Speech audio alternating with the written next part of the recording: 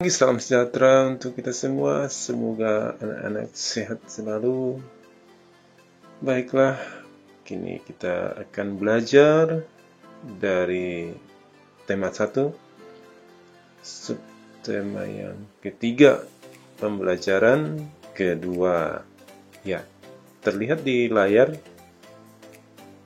masih terkait dengan pembelajaran mengenal pengrajin gerabah, ya. Berikut ini terlihat gambar mengenai pengrajin gerabah. Bapak bacakan. Tangan-tangan dan kaki para pengrajin gerabah begitu cekatan dan terampil membentuk tanah liat menjadi gerabah-gerabah yang bernilai seni tinggi. Dari situ dapat kita lihat betapa rangka dan otot, khususnya pada tangan dan kaki, mampu berfungsi dengan baik. Apa yang akan terjadi jika salah satu organ gerak tersebut tidak dapat berfungsi sebagaimana mestinya? Nah, kita lihat, silahkan dibaca setiap paragraf demi paragraf ya, supaya dipahami cerita Lani dan ayahnya yang berkunjung ke tempat pembuatan gerabah. Silahkan dibaca nanti terus. Ya, terlihat juga gambar seorang kakek ya yang sudah tua. Coba kamu perhatikan pengrajin tua itu. Kasihan sekali tubuhnya sekarang bungkuk. Pada saat mudanya dulu dia terus memaksakan tubuhnya untuk bekerja tanpa mempedulikan waktu beristirahat. Sejak muda dia sudah menjadi pengrajin gerabah. Waktunya dihabiskan untuk selalu duduk membungkuk membentuk gerabah-gerabah pesanan. Dia pengrajin yang rajin dan bekerja keras, namun sayangnya dia melupakan waktu untuk beristirahat. Pada akhirnya kini tubuhnya menjadi bungkuk, kata pengrajin. Benar sekali Lani, tulang pengrajin itu telah mengalami kelainan atau gangguan sehingga tidak bisa lagi bekerja sebagaimana mestinya, tambah ayah Lani. Nah, itu adalah sepenggal cerita dari sambungan yang tadi. Silakan ya diikutin cerita tadi. Kita langsung ke berikutnya, yaitu ayo mengamati macam-macam kelainan pada organ gerak pasif atau tulang.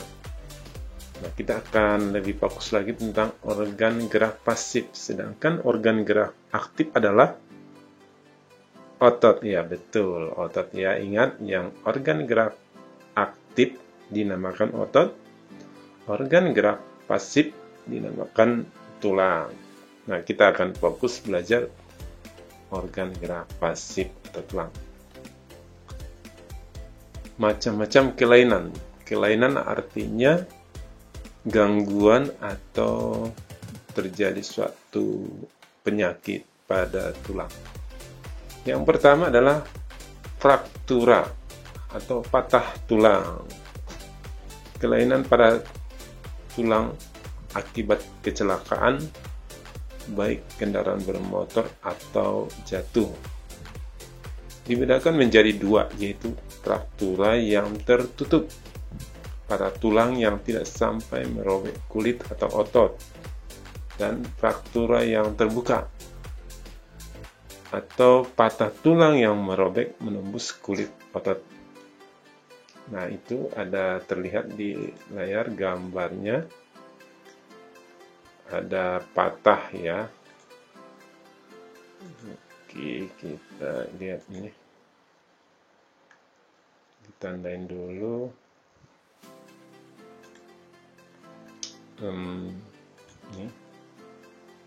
Ini dia patah. Nah, ini patah ya.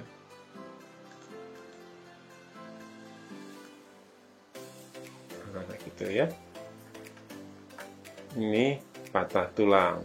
Jadi diingatkan kepada kita semua supaya kita berhati-hati, baik waktu bermain atau naik sepeda,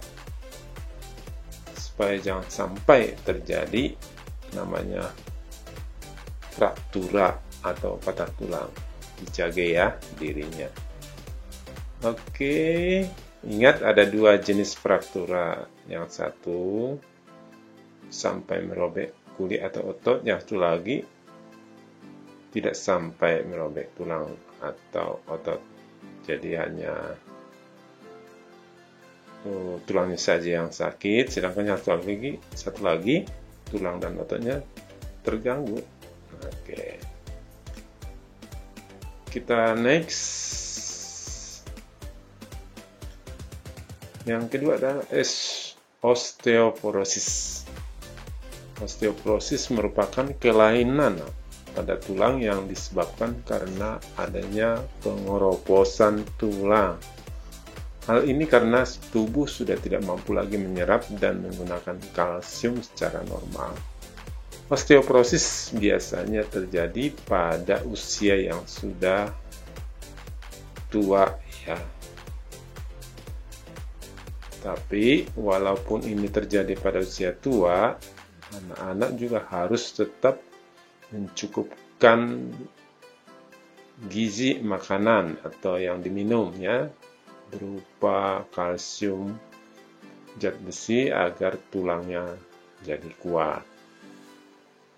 Oke, kita lihat kelainan yang berikutnya atau yang ketiga, yaitu fisura atau retak tulang. Kelainan tulang yang menimbulkan keretakan pada tulang akibat kecelakaan. Nah, seperti tadi ya, kecelakaan terjadi kelainannya. Nah, ini dia sekitar ini ya, kalau diperbesar ini ya, itu namanya fisura.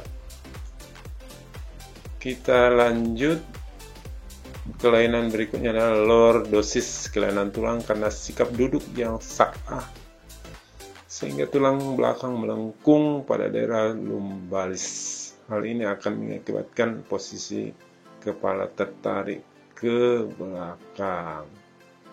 Nah, ini juga ya harus diperhatikan. Jangan sampai anak-anak mengalami ini juga. Karena kita juga sering sekali ya duduknya, saat duduk tidak memperhatikan dengan baik duduk yang baik seperti apa.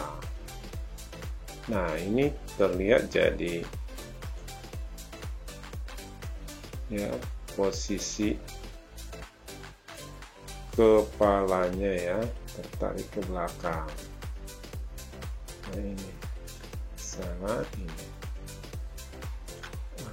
Itu berikutnya adalah skoliosis, yaitu kelainan tulang karena sikap duduk yang salah sehingga tulang belakang melengkung ke arah samping. Nah, ini akan menyebabkan badan akan bengkok membentuk huruf S. Nah, ini ya, hati-hati juga jangan sampai terjadi kelainan skoliosis. Berikutnya adalah kelainan kifosis, kelainan tulang karena sikap duduk juga yang membungkuk sehingga tulang belakang membengkok ke belakang. Nah, ini ya, hati-hati jangan sampai terjadi kifosis. Ya, tadi sudah kita mengenal berbagai kelainan-kelainan atau gangguan pada tulang. 1. Fraktura, 2. Osteoporosis, 3. Fisura, 4. Lordosis, 5. Skoliosis, 6. kifosis. Ya, ingat ya jenis-jenis gangguan kelainan pada tulang, dan yang terpenting dipahami bahwa kita juga cara duduk, sikap duduk yang benar agar kita jangan mengalami salah satu kelainan tulang ini. Dan satu lagi, hati-hati saat bermain dan naik sepeda agar jangan sampai terjadi patah tulang. Selanjutnya, berkreasi. Coba kamu amati kembali gambar tentang kelainan organ gerak manusia di atas, terutama lordosis, skoliosis, dan kifosis. Amatilah bentuk tulangnya dari masing-masing gambar tersebut, kemudian buatlah model sampelnya dengan menggunakan tanah liat. Ya, boleh dikerjakan ya, bersama-sama dengan orang tua atau saudara yang ada di sekitar rumah. Membuat bentuk patung ya, dari tanah liat boleh, atau dari bahan-bahan yang lain yang sejenis ya. Nah, langkah kerjanya ada di sini, silahkan dibaca di bukunya sampai terbentuk seperti ini nanti ya. Dicoba dulu dari tanah liat atau dari bahan-bahan yang lain ya, dibentuk seperti untuk 3 jenis saja. Semua organ dalam tubuh kita termasuk organ gerak harus kita jaga. Kita harus memperhatikan setiap gerakan yang kita lakukan. Setiap gerakan harus kita lakukan dengan benar untuk menghindari terjadinya gangguan dan kelainan pada organ gerak kita, khususnya tulang. Ayo membaca. Berjudul posisi dan sikap duduk yang benar dan sehat. Silakan dibaca paragraf demi paragraf. Sepertinya menentukan ide pokok. Ya betul, berdasarkan bacaan di atas, temukan ide pokok masing-masing paragrafnya. Oke, kita coba cara menjawab atau cara mencari ide pokok itu. Paragraf 1. Ini paragraf 1. Ingat, paragraf itu terdiri dari beberapa kalimat.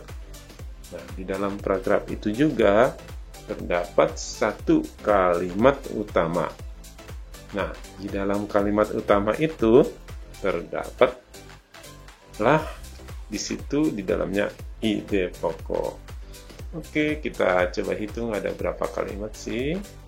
1 kalimat, 2 kalimat, 3 kalimat, dan 4 kalimat. Nah,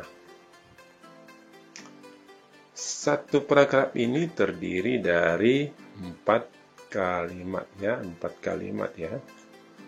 4 kalimat. Oke. Nah, yang menjadi pertanyaannya adalah kalimat yang manakah yang menjadi kalimat utama?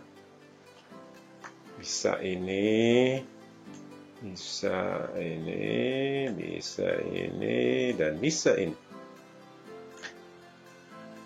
Nah, cara menentukannya harus dibaca dengan cermat, teliti, agar dapat ditentukan mana kalimat utama. Ingat, kalimat utama atau kalimat inti yang menjadi pembahasan berulang-ulang.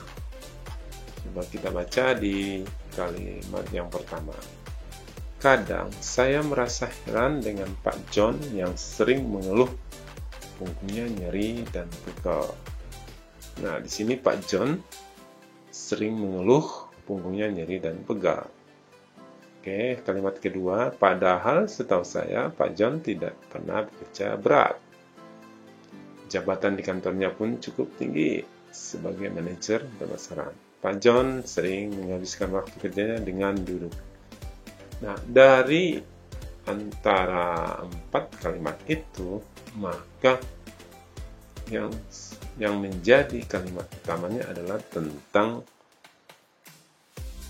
gangguan atau keluhan punggungnya yang nyeri dan pegal.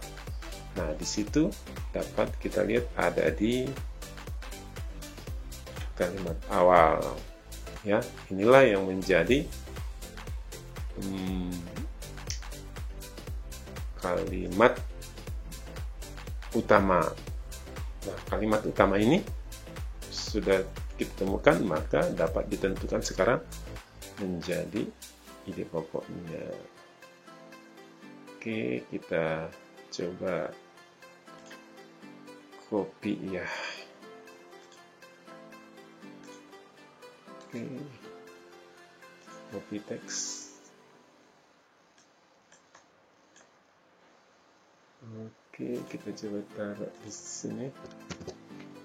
Ya, kadang. Nah, ini tidak harus persis seperti ini ya. Bisa kita kurangi sebenarnya. Pak John sering mengeluh punggungnya nyeri dan pegal. Ya. Nah, ini yang menjadi ide pokok. Yang kedua, kita cari ya, Pak John yang sering mengeluh punggungnya nyeri dan pegal. Itulah yang menjadi ide pokoknya dari kalimat utama. Coba kita perhatikan lagi paragraf yang kedua ya, paragraf yang kedua yang ini ya. Paragraf kedua ini tuh. Ini paragraf yang kedua.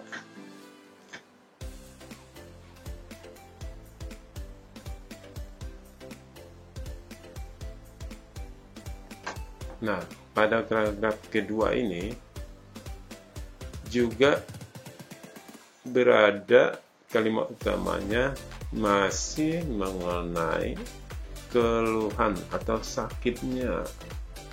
Pak John mengeluh lagi tentang sakitnya. Keluhannya itu pegal dan nyeri. Setiap kali duduk terasa tidak nyaman, badan sering pegal dan nyeri.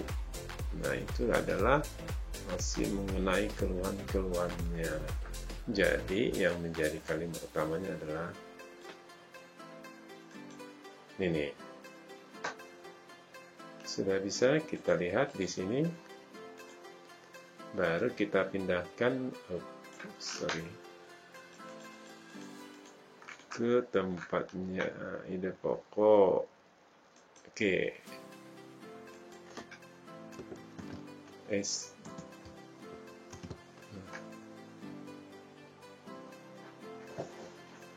Jadi boleh kita buat seperti ini, nggak usah ikut pada satu lainnya ya. Pak John mengeluh lagi tentang sakitnya. Nah, itu dijelaskan mau sore mau saat kapan. Oke, sudah bisa ya untuk menentukan ide pokok dari yang sudah sering kita pelajari. Bapak rasa sudah bisa ya menjawab untuk paragraf 3, 4, 5, 6, 7, 8, 9, dan seterusnya. Ayo berkreasi. Kamu sudah membaca bacaan di atas, bukan? Tentu kamu sudah memahami isi bacaan tersebut. Bacaan di atas